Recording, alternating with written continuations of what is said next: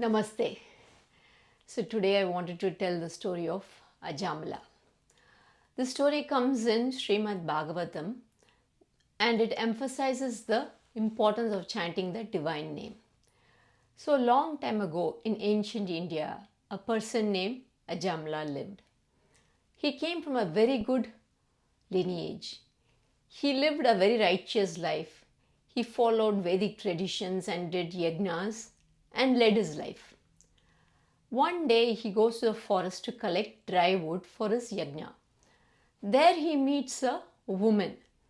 For some reason he is drawn towards her and he follows her and goes to live with her. He forgets his family, his tradition and everything and continues to live with that woman. Years pass by and he has many children.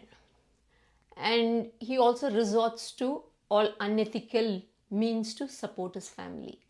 But by some good deeds, he names his youngest son as Narayana. He is very fond of his youngest son.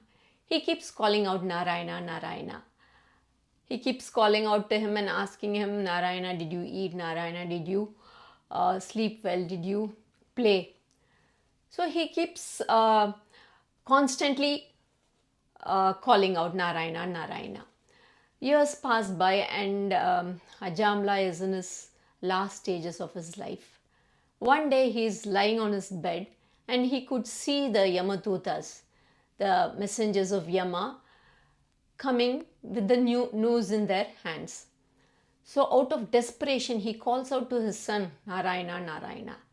At that moment, two beautiful beings, the Vishnudutas, come from Vishnu Loka. And they stop the Yamadutas from taking Ajamala's soul away. The Yamadutas are surprised because this has never happened before. So they ask them, who are you and why are you stopping us?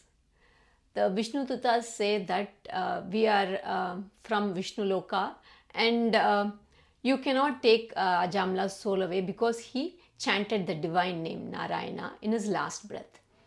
The Yamadutas respond saying, he did not call out to Lord Narayana. He did not mean to call Lord Narayana. He only called his son Narayana. And moreover, he's done so much sins in his life. He's led a very sinful life and they list out all the sins. The Vishnudutas respond saying, yes, we know what kind of life he's lived, but he's been constantly chanting the divine name Narayana. The body does not know it has a name because the body is insentient. It is matter. It is made up of the 5 elements. It is only the inner being, the Paramatma, who responds. The body is enlivened by the Shakti of Paramatma. So it's all along Narayana residing in the Hridaya has been listening. So whenever he called out Ajamala, though he thought he was calling his son, it was actually he was calling out to the Paramatma, the inner being residing in the Hridaya. So in the last breath, he remembered the name of the Narayana. Only by divine grace somebody remembers the divine name. Since he has chanted the divine name in his last breath, you cannot take him to Narakaloka. And the Vishnudutas leave and the Yamadutas also leave. So Ajamala was listening to this conversation. He felt what a life that he has lived. He has so much, he feels remorse for all that, for that life that he has lived. And he decides to give up family life and he leaves for Haridwar. So the Yamadutas, they reach Yamaloka and Narakaloka and they ask their master, why did this happen?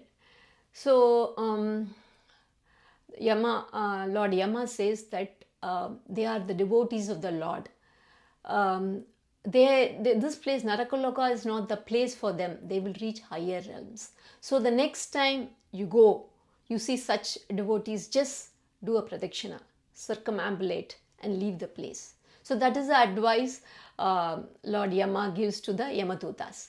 In the meanwhile, Ajamla reaches Haridwar and he starts severe penances on the banks of Ganga Mata, and ultimately he attains moksha. So that is the power of chanting the divine name. With this I conclude. Thanks for listening. Hare Krishna.